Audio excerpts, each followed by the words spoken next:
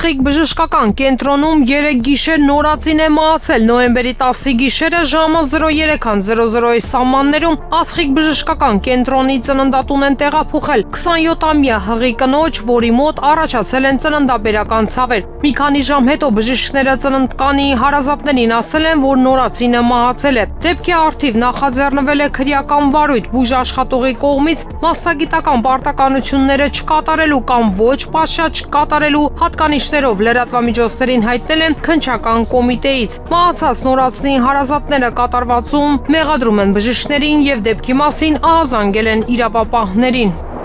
Նոյեմբերի 2-ին ժամը 16:00-ի սահմաններում Հայաստանի Հանրապետության ներքին գործերի նախարարության ոստիկանության համայնքային ոստիկանության գլխավոր վարչության Քանաքեռ Զեյթունի բաժնում օպերատիվ տեղեկություն է ստացվել, որ ժամը 12:00-ի սահմաններում Թբիլիսյան խճուղու 22/9 հասցեում գտնվող կյանքի խոսք եկեղեցու նախասրահում Կոտայքի մարզի բնակիչ 32-ամյա Աիդա Ան դանակահարել է մորաքրոջը Երևանի բնակիչ 57-ամյա Արմենուհուն։ Շամշյան կետկոմի տեղեկություններով տուժածը տեղափոխվել է Երևանի բժշկագիտական կենտրոն Ձախից նստային շրջանի ծակած կտրած վերք ախտորոշմամբ։ Նույն օրը Աիդա Ան ինքնակամ ներկայացել է բաժին եւ խոստովանել, որ նախկինում ունեցած կենցաղային հարցերի շուրջ առաջացած վիճաբանության ժամանակ կյանքի խոսք եկեղեցու նախասրահում դանակով հարվածել է Արմենուհու նստատեղին, պատճառելով մարմնական վնասվածք։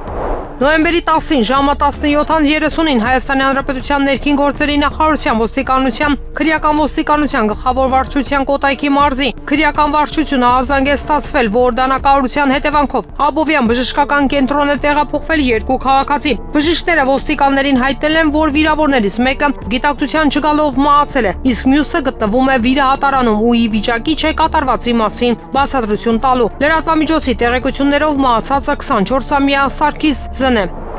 Ներքին գործերի նախարարության ոստիկանության օպերատիվ կառավարման կենտրոն զանգ արած քաղաքացին հայտնել է, որ թունավորում ստացած երեխային պետք է արագ տեղափոխել բժշկական կենտրոն եւ անհրաժեշտ է պարեկների օգնությունը։ Ահազանգը փոխանցվել է Գարեգին Նժդեի Արշակունյանց խաչմերուկում այդ պահին ծառայություն իրականացող պարեկային ծառայության կարգախմբին։ Պարեկները րոպեների ընթացքում մոտեցել են երեխային եւ ծնողների հետ միասին տեղափոխել հիվանդանոց։ Ներքին գործերի նախարարության ոստիկանությունից հայտում են, որ նրա կյանքին վտանգ չի սպառնում։